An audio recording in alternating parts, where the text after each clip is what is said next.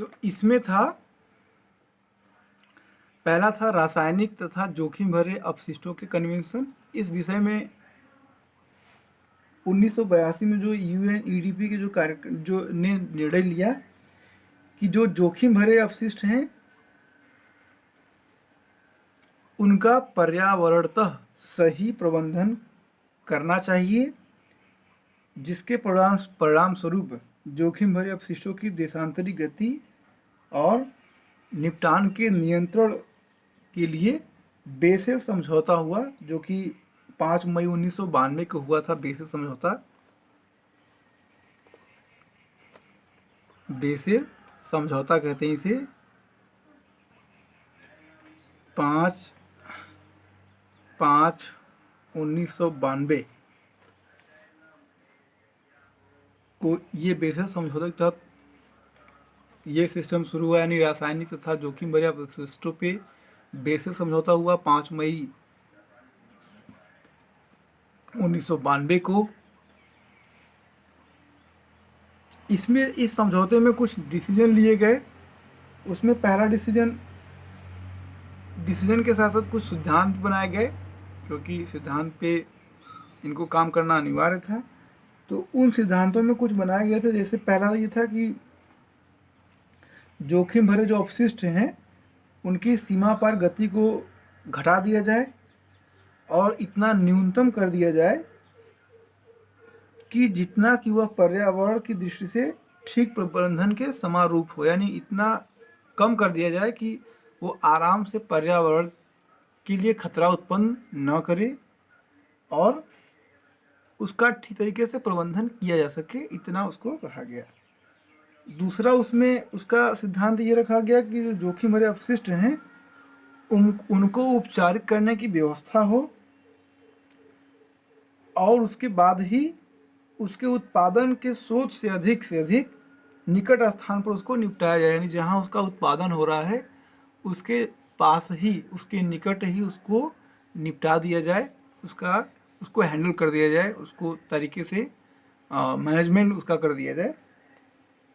फिर तीसरा सिद्धांत ये बताया गया कि जो जोखिम भरे अपशिष्ट हैं उनका बनाना स्वयं उनके स्रोत पर ही घटाकर न्यूनतम कर देना चाहिए, यानी कम से कम ऐसे रसायनों का प्रोडक्शन किया जाए और उनके जो स्रोत हैं उनको कम से कम करने का प्रयास किया जाए। ये 3 सिद्धांत उसमें लाए गए थे।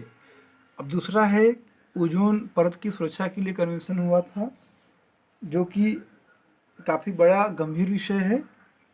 तो संयुक्त राष्ट्र विकास पर्यावरण कार्यक्रम जो है United Nation Environment Programme UNEP जो है 1970 में लगातार 1977 से लगातार जो है इस समस्या को सामने लाता रहा है। ओजोन परत के विषय में उसकी चिंता बहुत गंभीर रही है और 1985 में वियना एक संधि हुई थी। तो वियना में विश्व के राष्ट्रों ने ओजोन परत की सुरक्षा पर कन्वेंशन किया और इस कन्वेंशन के बाद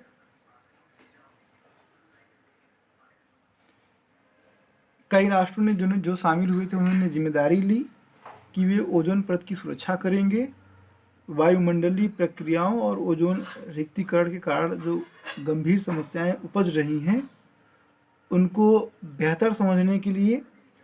वैज्ञानिक खोजों में एक दूसरे का सहयोग करेंगे और कन्वेंशन में जो भावी प्रोटोकॉल्स हैं, जो प्रावधान किया गया है और जो भी संशोधन है उनको संशोधन को, विवाद को, प्रावधान को, प्रोटोकॉल को, वो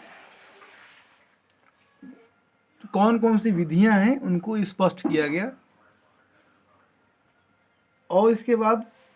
ओजोन परत की जो सुरक्षा है उसके लिए कन्वेंशन के उद्देश्यों की पूर्ति के लिए ओजोन परत का रिक्तीकरण करने वाले जो भी पदार्थ हैं वो उनके ऊपर मॉन्ट्रियल प्रोटोकॉल को 1987 में 1987 में जो है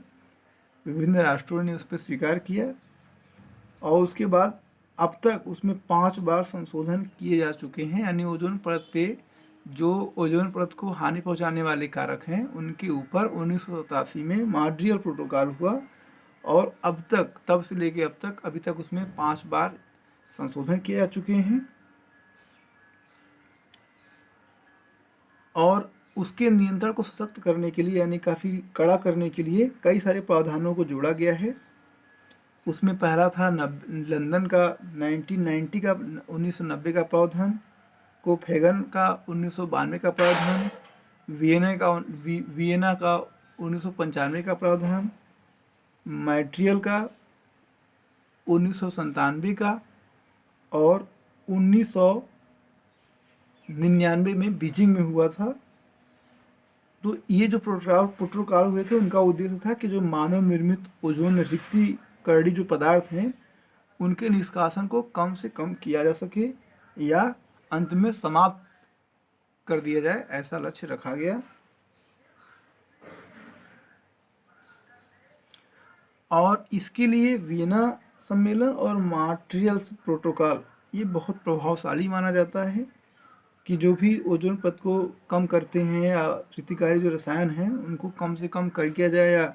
भविष्य में समाप्त किया जाए, उसके विषय में ये दोनों सम्मेलन प्रोटोकॉल काफ़ी महत्वपूर्ण हैं।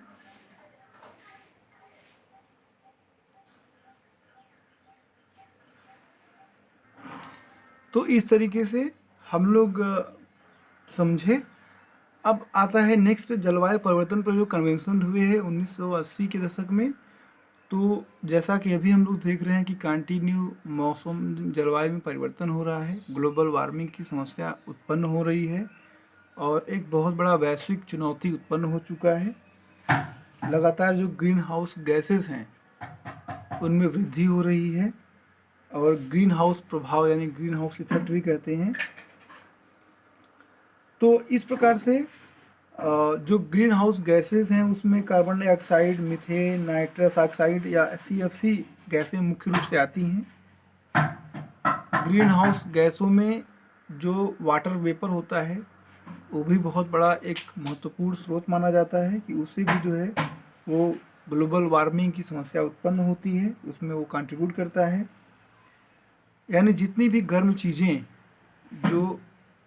ऑटोमोबाइल इंडस्ट्री से, पावर प्लांट से या जहाँ से भी उष्मा के रूप में या भाप के रूप में निकल रही हैं या गैसों के रूप में निकल रही हैं जो भी गर्म हैं, तो उनसे जो है विश्व का जो तापमान है, ग्लोबल जो वार्मिंग है वो बढ़ रहा है।